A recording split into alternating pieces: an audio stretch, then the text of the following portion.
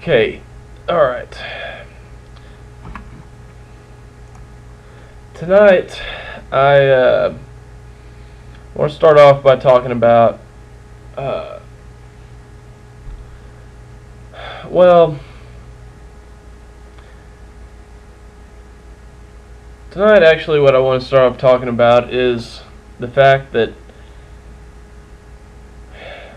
not only has the United States of America been taken over by banks, so-called banks. They're not really banks, so I don't think it's fair to call them banks. But there is that avenue of the economy that they attack first. The main reason why is because it's the easiest. It's actually very, very easy in many senses to usurp the population simply through banking. It's not, I wouldn't say easy, but it's the easiest if you were to take on such task. The accumulation of so much money that can be acquired through the process alone would be well enough to take over other various industries, usurpations, wars. There's just no telling how much problems you can cause with it alone, but enough to destroy civilization. So enough to cause every single problem that human imagination can probably attach to that process. That would be every single problem in human imagination, between prosperity and the rule of law and things making sense, basically, if you want to put it that way, to the opposition of that, or the opposite of that, however you want to put it, being simply no civilization whatsoever, or basically just rocks and just, you know, just desolation and absolute opposite of everything else that you would be dealing with at the time. However, what we're contending with right now is simply just a usurpation. That's all it is. Now, there's a lot of interesting facts that you can take into consideration involved in this entire process. I mean, it's not that interesting, but in a way it is. For example, you know, there's a lot of, well, there's a lot of tragedies that have come as a result of central banking that you're completely unaware of. There's a lot of things going on in the economy right now that your money's being used for that you're completely unaware of. Your dollar's losing value, and you're unaware of why. You're told this reason and that reason, and you're never given the true reason. And it's just so interesting to me to take a look at these things for the simple fact that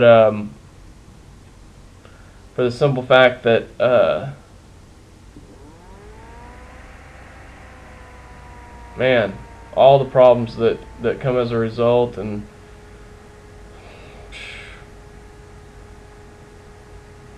just the way that it's done. It's a lot of people. There's a lot of things to take in consideration. A lot of people out there, not only do they not know what's going on, but they don't want to know what's going on. They don't care. You have aggression to deal with from a lot of people. If you don't have aggression and obstinance to deal with, you have just I would put it as apathy. And there's all different kind of things that go on inside of people's minds that I can understand. Uh, the way that people are, a lot of it has to do with not only the prospect of being in combat or something like that, but as well just being allowed to believe in a very childish way that one is in combat with something, and that's a strange state of affairs as well. But regardless of that, it almost seems that it's a simple solution for a tyrant to take over, because all it has to do is allow humans the fantasy of thinking that they're at combat with an enemy nation, and then as a result of that, they'll let them have anything they want. And I don't know if that's the truth or not, but there's a lot of credence given to that. But my main issue with the government, personally, well, everything, it's not just one thing or another.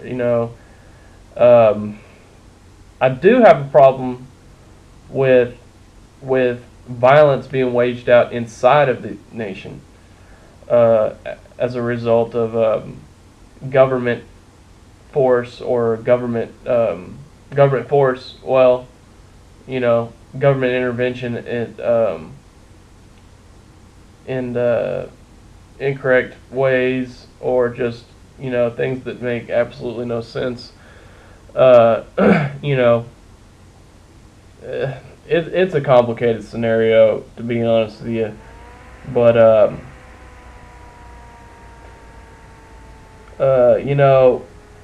the statistics don't lie. The statistics simply do not lie, and it's just one of those things that I take a lot of time to look at. And I was going to go over some statistics with you tonight. So here's one right here. I'm going to try to post these if I can figure out how to, and attach them to the end of this video. These are this is an actual screenshots from television programming. Here's some statistics from alcohol prohibition. Arrests for disorderly conduct up 41%. Thefts and burglaries 9%. Homicides, assault, and battery 13%. Number of federal convicts 561%.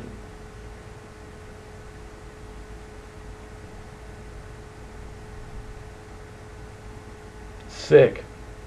Federal prison population 366%. Total spending on penal institutions 1,000%. Now, here's the thing for me to not understand. That's exactly what I'm trying to say. This is a confusing situation because, see, for me, I live in this environment, so I mean, if you can imagine, this is a strange environment to live in if you're anywhere else in the world. But anyways, it's I don't know. I mean, most countries do this on some level, but not to the same extent we do. But shoot, man, it's pretty crazy out there. It's pretty crazy out there. And I'll just explain to you right now. Here are some numbers right here. Now, the prison population went up 366%. So it tripled. It more than tripled. It almost quadrupled. Well, yeah. Actually, it did quadruple. But then there was a little bit more left over. So, I mean, I mean, if that's what you want to call it, if you turn 1 into 4, that's quadrupling, right? So the prison population quadrupled, plus more, nearly fivefold. So you're looking at somewhere between 75-80% false prison population. So when people hear me say things like, we got basically 90% of our prison population is false, that's not just stuff I'm pulling out of my ass. Because you've got way more going on right now with this than we had in well, that's something I'm not actually aware of. That's one thing I need to determine is, but I'm pretty sure prison population is more now than it was during alcohol prohibition. And here's the reason why. It wouldn't take much. First of all, we've got way more than just one substance. That's part of the reason I've never determined this, is because I just rationally thinking just, well, this was just one substance. Now we've got several substances. And, so, I don't know. I mean, it's pretty wild. But, man, just to finally scientifically break this thing down and to understand after my whole life, that all a whole bunch of stuff that, goes on, people go to prison, people end up on death row for things involved in all this, and they're killed systematically by the state, and people are in prison, people are dead, tens of thousands of people every year are dead as a result of this. And to think, that this is all false, to know, that it's false. I mean,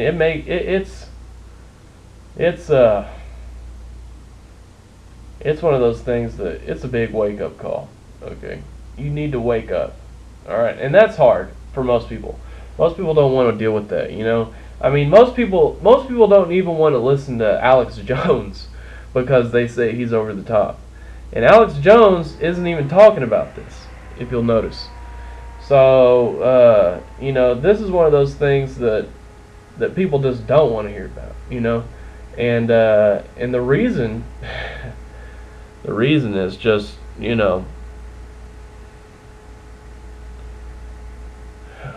well, the reason is clear. So, I mean, it's just, man, it's a pretty big problem, It's a pretty big problem. So people don't want to hear about problems, and if it's a huge problem, they really don't want to hear about it.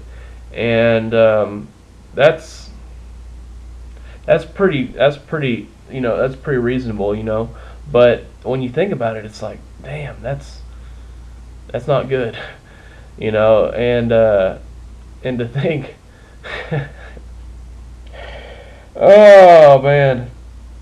To think that you actually have to contend with that just coming into this life and never having been told it. And or even if you were, just to reach a certain point in life and somebody just break it down with you and be like, man, hey, look, I got to tell you something.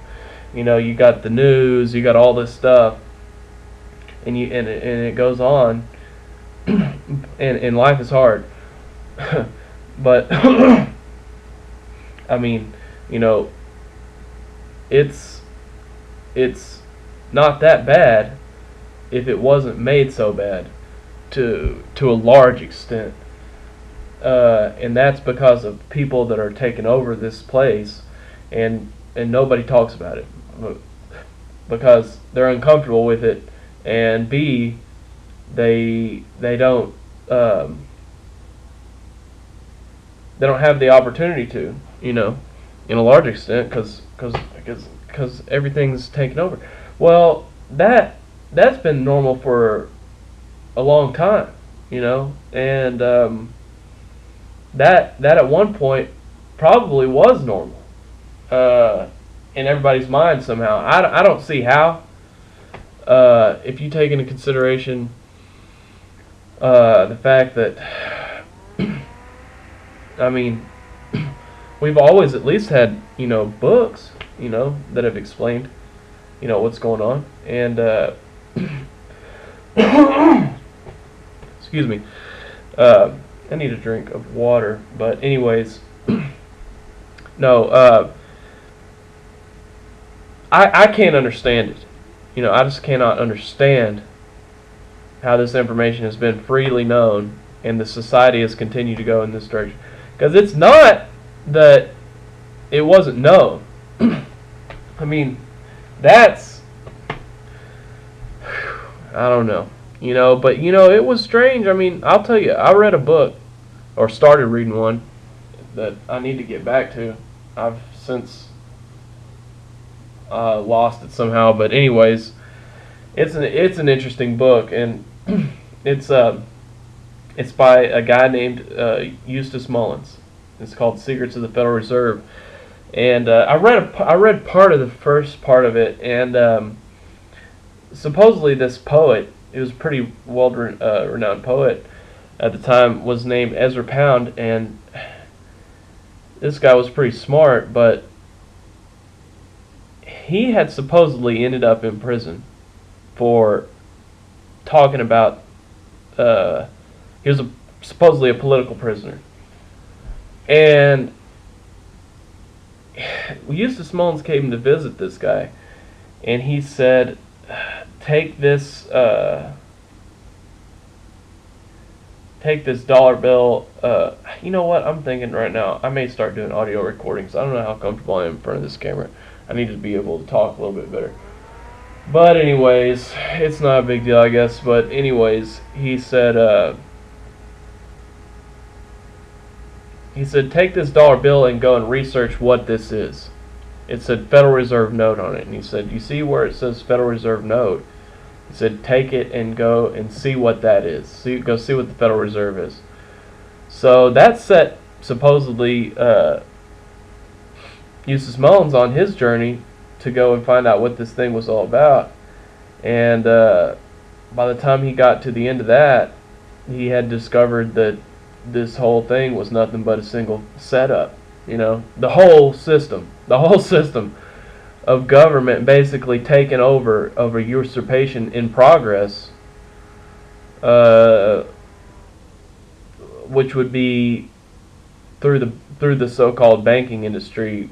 I would put quotation marks on the whole industry at that point.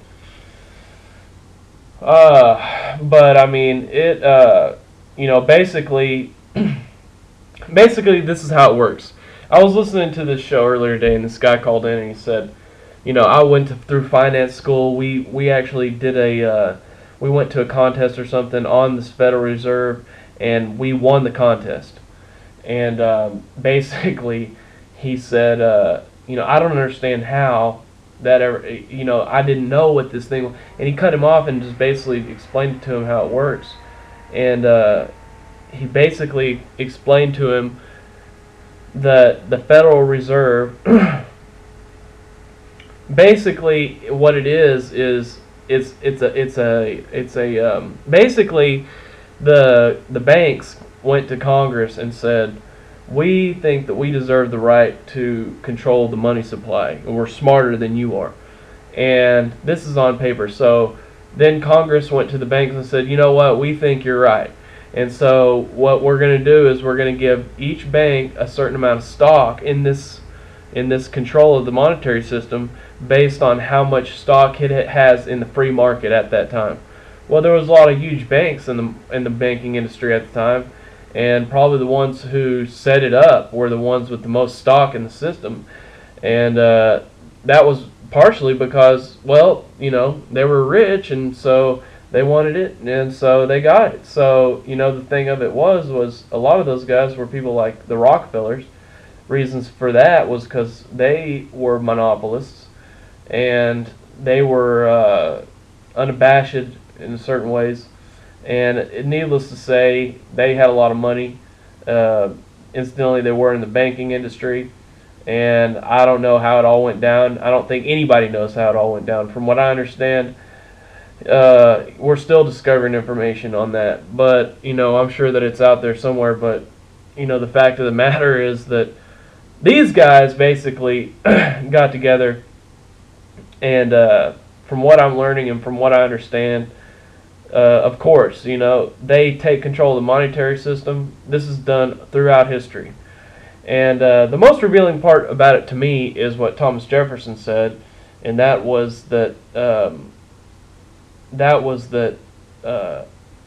to say he spoke against he spoke clearly against the central banking system. So I'll just tell you that it was a subject matter that was very near and dear to his heart, and many of the founders at the time, I'm sure, as well. But either way, from what I've researched of the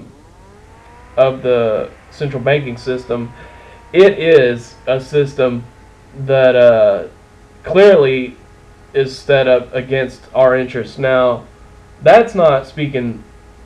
That's not even speaking lightly. That's serious. From what I've discovered on a personal basis, in a large part, just stupid things that you see all over the internet, and yet it depends on what the sources are, but you can find out a lot of things if you dig in there far enough. And I'll just explain it to you like this: these banks, and trust me, there's a lot of stuff you can run into on the internet these days. But basically, these banks, they print up a lot of money, and they do so without really anybody knowing how much. That's, first of all, that should raise some alarm bells in a lot of people's mind. So that in and of itself should be enough. And the thing is that take for example,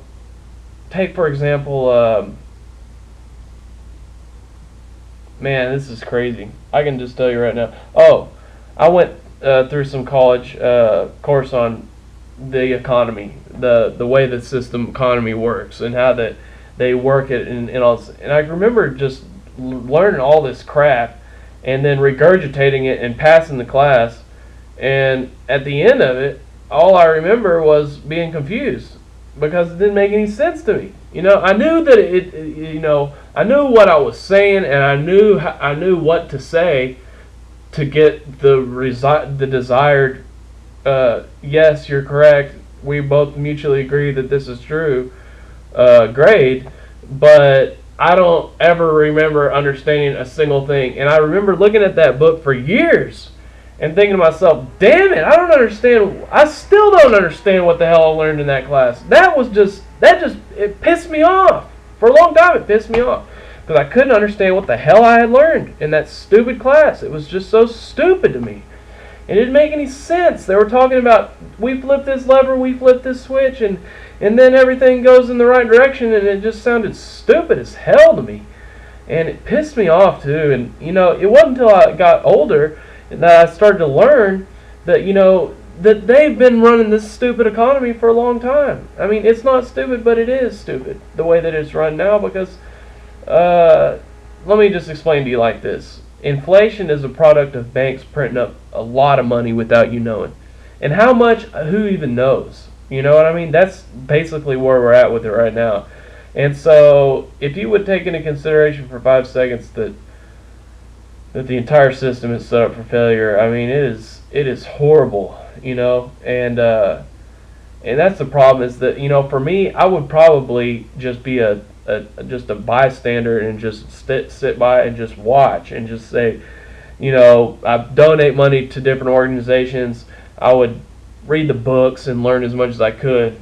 But until this thing got so wild and out of control that you had gangs running around the cities, every radio station you listen to is rap music, and then nothing makes any sense anymore, and everybody's in prison, and you just say, you know what, I just can't sit here and just listen to this shit, anymore. I can't deal with this anymore. And it's enough to drive a person crazy to think about the number of gangs and the number of prisoners and the number of, man, it's so crazy out there that I don't even know how to think about it. Okay, and that's where I'm at with it right now. And between that and just the fact that the way this whole system is set up is just set up for failure.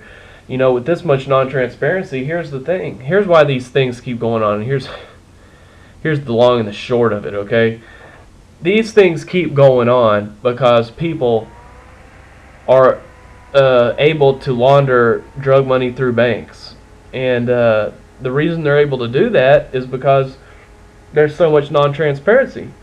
And if that wasn't going on, nobody would even want the drug war to be going on. It wouldn't matter.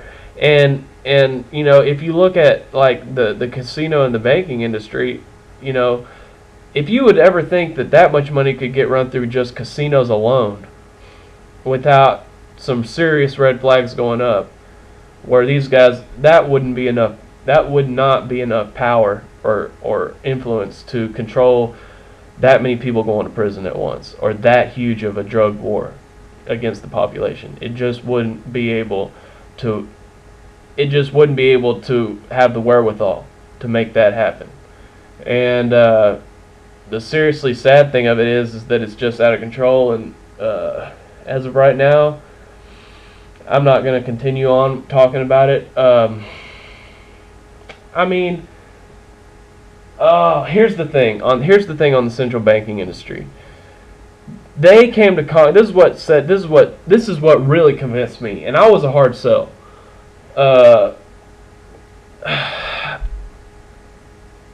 They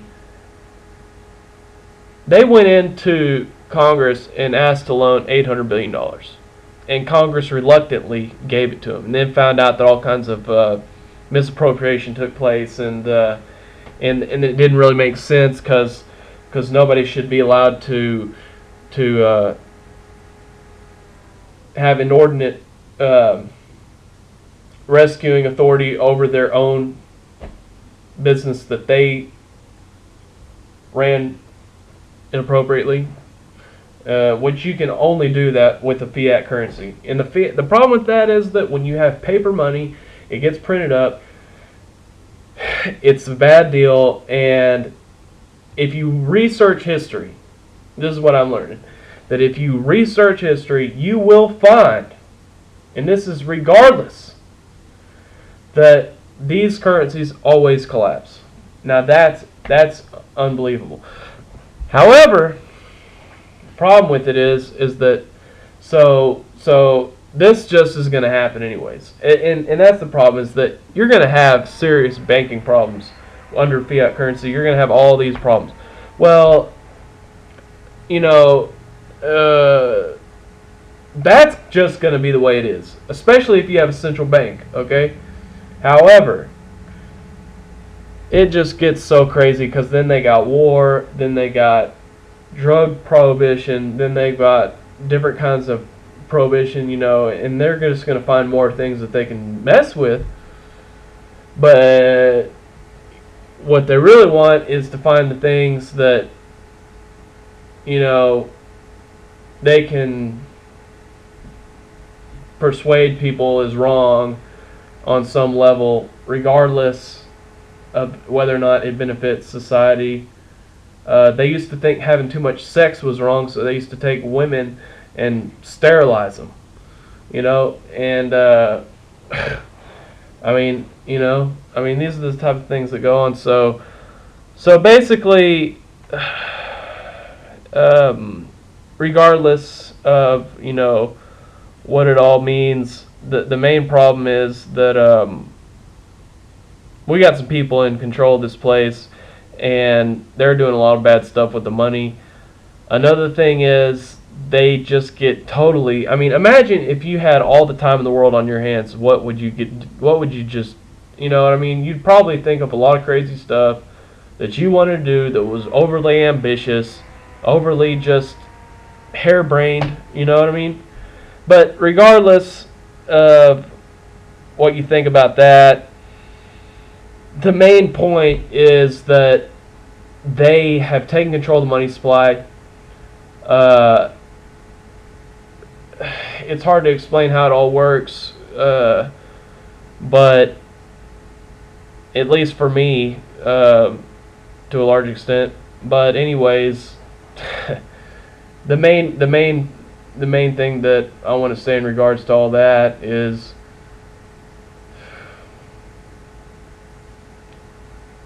they took the money, they misappropriated the money, and by that point, I'm getting pretty frustrated. But the thing of it was that that's just intrinsically flawed philosophy. First of all, but the problem was that another problem.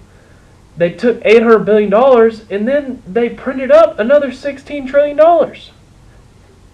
Congress never even approved that money. You see what I'm saying?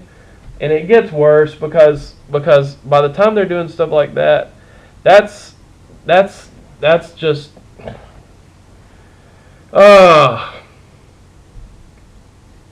anyways.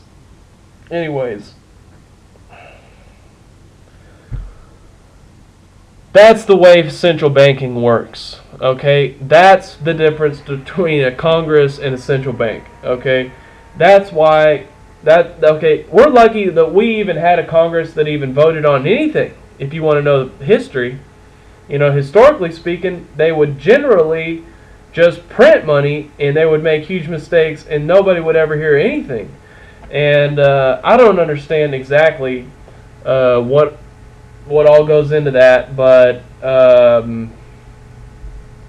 it for sure is dangerous regardless of how it goes. If you got these guys in control and they're running war and they're running drug prohibition and they're running huge banking scams and they're running, look, man, I'm sorry. I got to tell you right now, these people do indeed run wars, okay?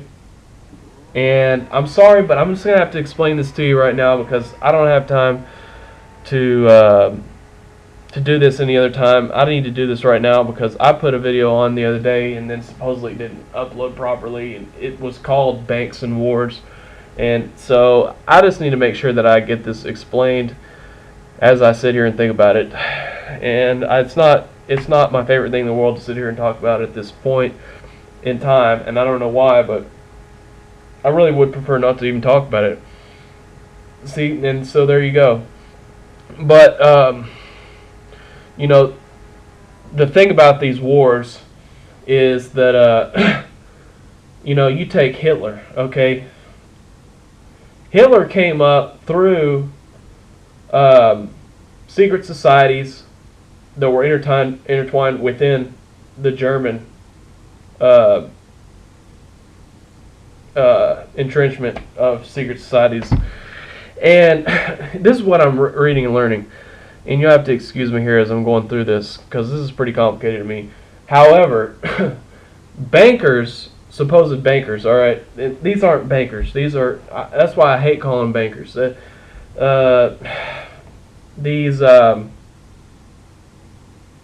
These central planners, basically, is what you would call them, I guess.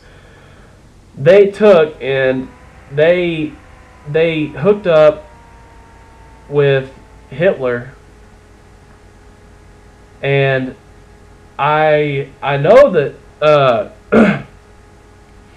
that the Nazi forms of eugenics were exported,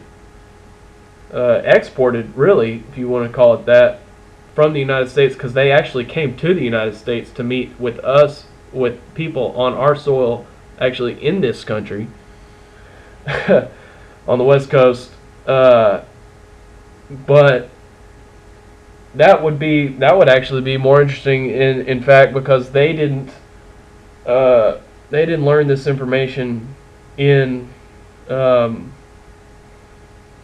Germany. Even if we had flown over there, it wouldn't be as powerful to me. But it goes real far. But I'll just explain to you like this. George Walker Harriman was the guy's name. That's who George Walker is partially named after. and Prescott Bush met at met them. They were at a shipping yard. Excuse me. And this Prescott Bush, he laundered Nazi funds for the Nazis out of the United States. He as well attempted a coup d'etat against the American people. He led this coup d'etat, according to the BBC, and they were going to overthrow the United States of America, and they were going to use extermination camps too in the country.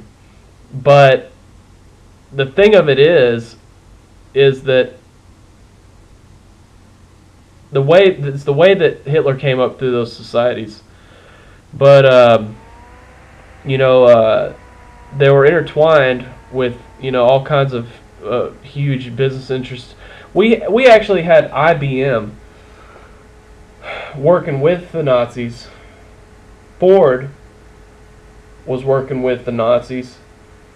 Henry Ford actually wrote a book called The International Jew, and he was very against Jewish people. He didn't like them. But London sold Germany bombing fluid that Germany turned around and bombed London with. This was combustible gas. And we sold the Japanese, I think it was called damn if I can't remember, polyurethane, or I can't remember, maybe it been what it was. Anyways, some type of combustible airplane gas, polyethyl, that was used against the Allies. And it just goes on, and and basically what you come to understand at the end of this is that Hitler really wasn't, the lead guy. He didn't really set all this up. Basically, from what I'm researching and what I gather, and I'm going to continue to research this and try to bring a better analysis out there. Basically,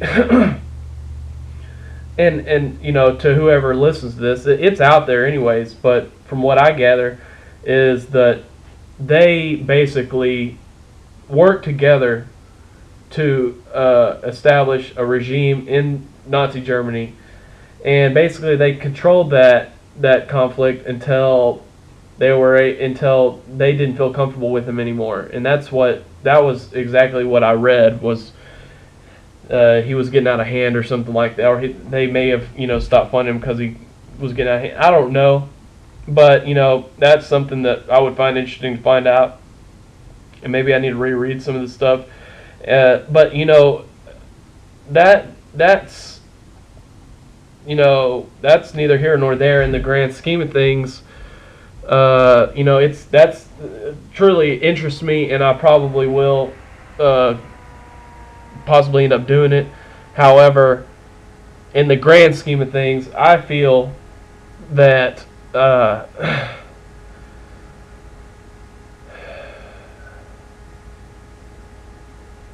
this whole situation,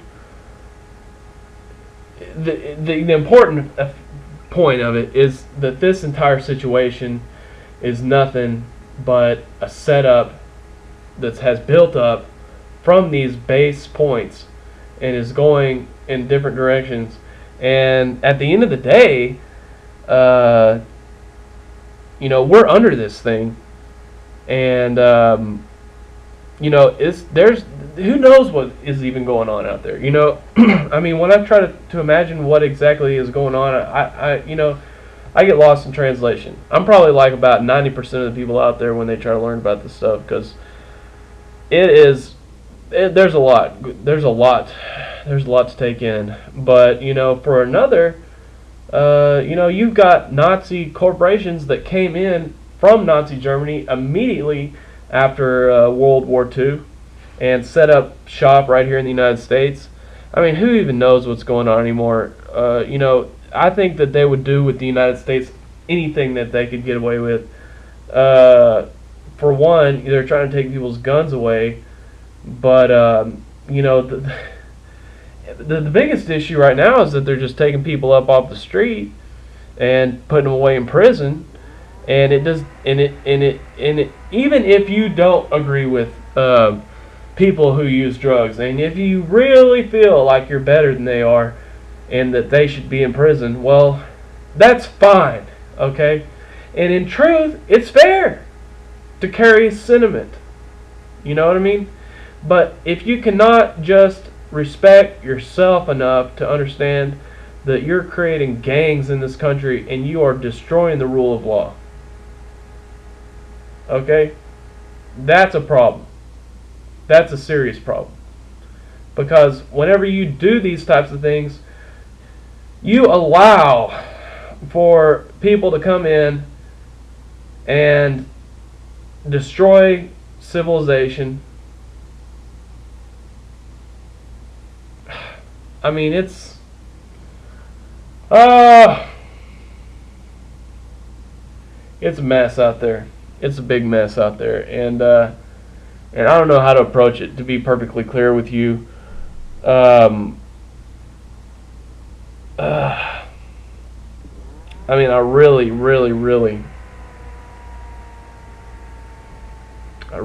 don't, man. I really don't.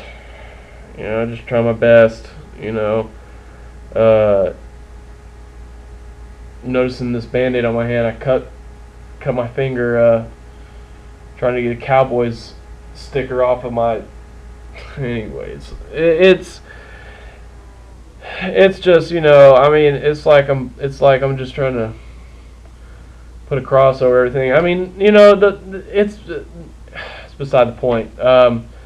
Basically, there's a big problem, I think, with people thinking things such as, any kind of thing about, if I can feel like I'm at war with somebody, that's okay. You know what I mean? I feel like I'm at war with people that use drugs. You know what I mean? But the fact of the matter is that there's more drug use under drug prohibition as well. That's another problem. Okay, so that's one of my favorite arguments right there as well, because you cannot sit there and logically continue down that path on any basis whatsoever. Even if you just want to tell the world how much you hate people who use drugs, you still wouldn't achieve it. And it's a mess. It's a true mess. And so, I mean, I've done a lot of research on this stuff, and I'm just going to tell you, violence is up. Okay, there's a lot of people in prison. You've got incredible amounts of violence. Drug use. I mean, it just does not end. I mean, when you sit here and look at it, I mean, and for what? The cost of people enslaved? If that's what, I mean, at the end of the day, if they aren't legitimate prisoners, then those are actual slaves. So, regardless of how you want to feel about it, you've got a large amounts of just violence on top of that, and I mean, I'm talking murder, I mean, look, I'm sorry if, I'm offending someone right now, but, the way that I feel about this is hard to really imagine, how badly this is actually destroying, just eating into the human population. And these people, they're going to be forgotten and never remembered again. You know what I mean? These people are gone.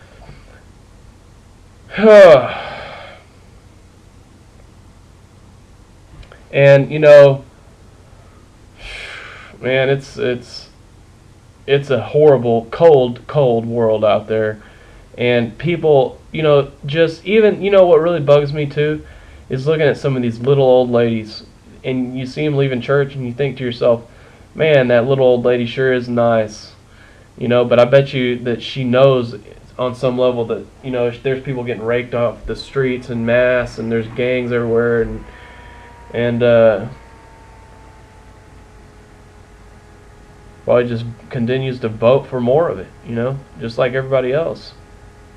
Just a mess, And you would just expect that, oh man, I bet you that old lady would have compassion on me in my life, but probably won't, And that's been a historical problem throughout history is people that you expect to be nice, sometimes they aren't, and it's just hard, man. It's real hard for me to really believe that. I myself believed, truthfully, that the United States of America was free. And I just feel so stupid, looking back on it, because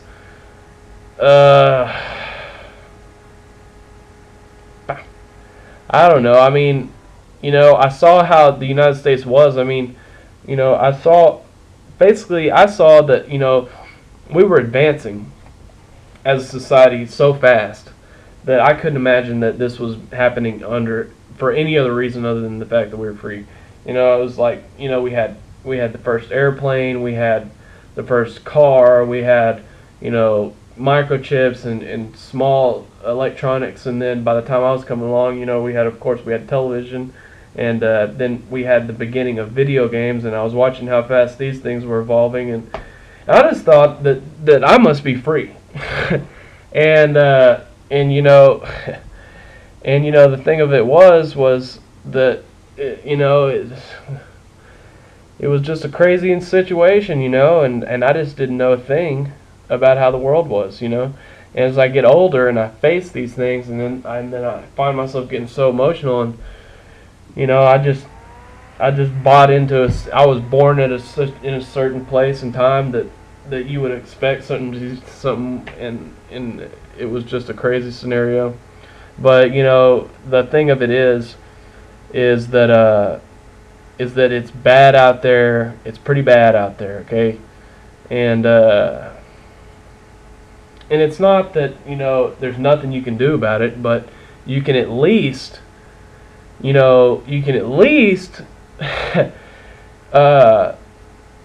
this is something that I talk about in a lot of my videos. If you represent a certain cause, don't represent these causes. That's the thing, and that's the true thing that's been such a problem for a long time, is that so many people will take up a position of self-reflection and say, I'm a good person because I do this and I do that, and so I'm a good person, regardless of if I vote or if I follow the tide of society, while it wreaks massive amounts of havoc on itself and everything else in the world, and destroys itself. That I'm still a good person, and I was just innocent, and I was just an innocent person who just went with the flow of life, and I'm just an innocent person. Well, there's a certain argument against that, and that's been the same argument that's been argued for a long time, thousands of years now, and that's that you went out and you held up your face in this way, but you were not a good person. All right, and it's sure great, okay, to be such a kind of person that goes and doesn't cause problems for his neighbors. Okay, that's surely a good thing. It's great to be a great person around other people and be compassionate and nice in person with people. But there's a lot of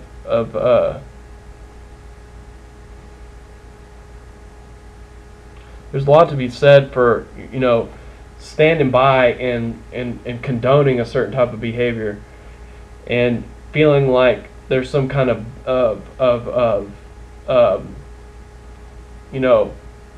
there's a break in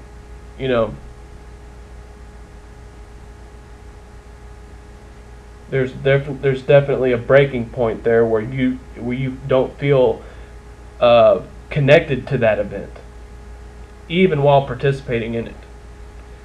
And so, I think one of the key things is to identify where that detachment takes place and to resolve that. But uh,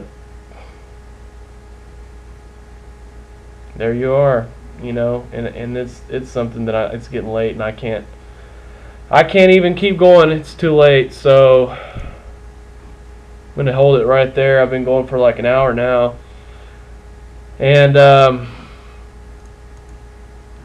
I'll be continuing to do these.